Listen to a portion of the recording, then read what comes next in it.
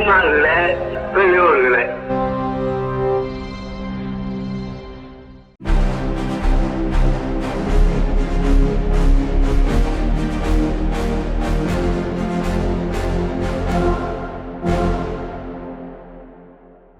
அனைவருக்கும் வணக்கம்.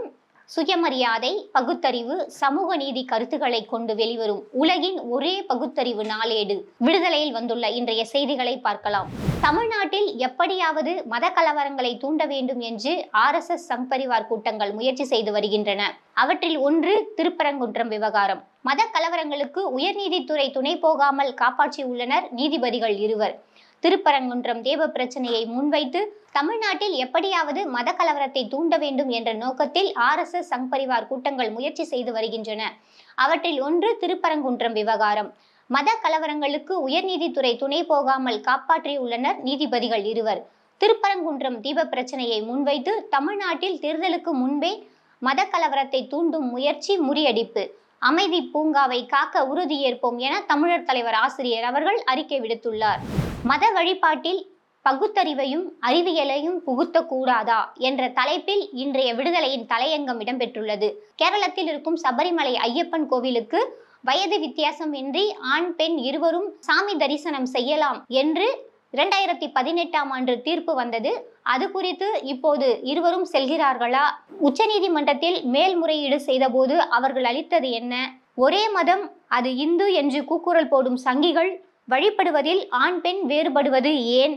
உண்மையை சொல்ல போனால் உருவ வழிபாடு என்பது எப்போதிருந்து வந்தது என்ற பல கேள்விகளை இன்றைய தலையங்கம் விடுத்துள்ளது. நாகூர் தர்கா, வேளாங்கண்ணி மாதா கோவில்களில் சகல மதத்தவர்கள் இந்துக்கள் உட்பட சென்று வழிபடுகின்றனர். அந்த கடவுள்கள் பக்தர்கள் கோபித்துக் கொள்ளவில்லையா?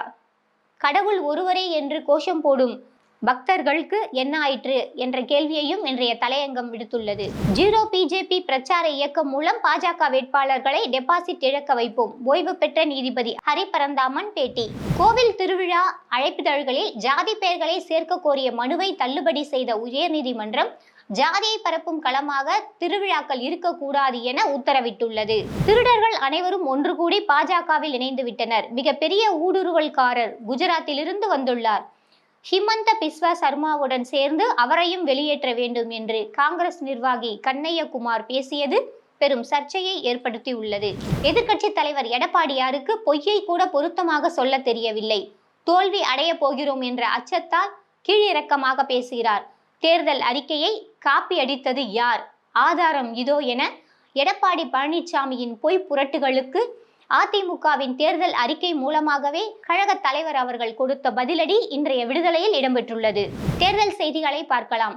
நெல்லுக்கு ஊக்கத்தொகை வழங்கக்கூடாது என்று கூறிய ஒன்றிய பாஜக அரசை கண்டிக்காதது ஏன்? பச்சை துண்டு போட்டு விவசாயிகளுக்கு பச்சை துரோகம் செய்தவர் எடப்பாடி பழனிசாமி. தஞ்சை தேர்தல் பிரச்சார கூட்டத்தில் முதலமைச்சர் மு.க. ஸ்டாலின் குற்றச்சாட்டு.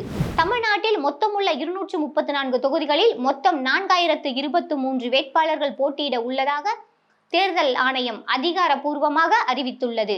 தமிழ்நாட்டில் மீண்டும் திமுக அரியணை ஏறுகிறது. திமுக கூட்டணி 180 இடங்களில் மகத்தான வெற்றி பெறும். 5 நிறுவனங்கள் வெளியிட்டுள்ள புதிய தேர்தல் கருத்து கணிப்பு முடிவுகள். திராவிட முன்னேற்ற கழக பொருளாளரும் கழக நாடாளுமன்ற மக்களவை குழு தலைவருமான TR பாலு தனது திருப்பெரும்புதூர் நாடாளுமன்ற தொகுதிக்கு உட்பட்ட பொதுமக்கள் பலரின் பல்வேறு மருத்துவ சிகிச்சைகளுக்காக சில சிறப்பு சூழ்நிலைகளில் ஏழை மக்களுக்கு இதய அறுவை சிகிச்சை, புற்றுநோய் சிகிச்சை போன்ற பல்வேறு சிகிச்சைகளுக்கு பிரதமர் தேசிய நிவாரண நிதியிலிருந்து வழங்கப்படும் பகுதி நிதியுதவியில் இருந்து ரூபாய் 25 லட்சம் பெற்று தந்துள்ளார். 8 திக்குகளில் இருந்து வந்துள்ள செய்திகளை பார்க்கலாம். வீட்டில் கட்டுக்கட்டாக பணம் சிக்கிய விவகாரம். நீதிபதி யஷ்வந்த் சர்மா திடீர் முடிவில் பதவி விலகல். குடியரசுத் தலைவருக்கு கடிதம் அனுப்பினார். சென்னையில் முதலமைச்சர் மு.க. ஸ்டாலின் மெட்ரோ ரயில் பிரச்சாரம். திராவிட மாடல் சாதனைகளை விளக்கி நேரடி வாக்கு சேகரிப்பு. பீகார் முதலமைச்சர் நிதிஷ்குமார் MP-யாக பதவியேற்பு. நேற்று பீகார் முதலமைச்சர் நிதிஷ்குமார் மாநிலங்களவை உறுப்பினராக பதவியேற்றுக் கொண்டார். மாநிலங்களவை தலைவர் CP ராதாகிருஷ்ணன் நிதிஷ்குமாருக்கு பதவி பிரமாணம் செய்து வைத்தார். தொகுதி மறுசீரமைப்பு குறித்து தெலுங்கானா முதலமைச்சர் ரேவந்த் கண்டனம். 50% எண்ணிக்கை அதிகரிப்பு என பெயரில் பாஜக சதி செய்கிறது என குற்றச்சாட்டு.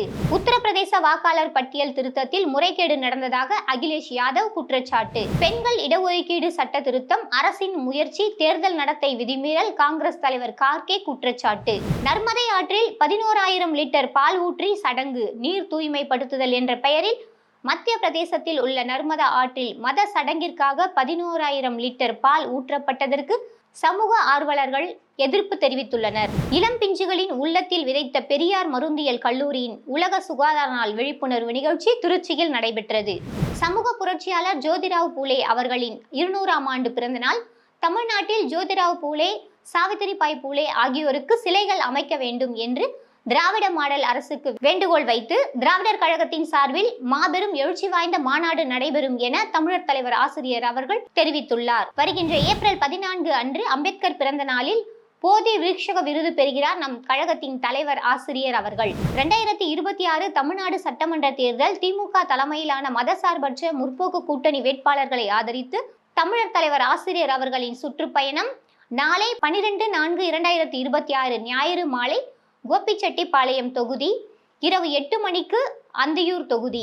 மேலும் இன்றைய விடுதலையில் பல்வேறு செய்திகள், வரலாற்று செய்திகள், கட்டுரைகள் இடம்பெற்றுள்ளன. வாசகர்கள் அவற்றை படிக்கவும். நன்றி, வணக்கம்.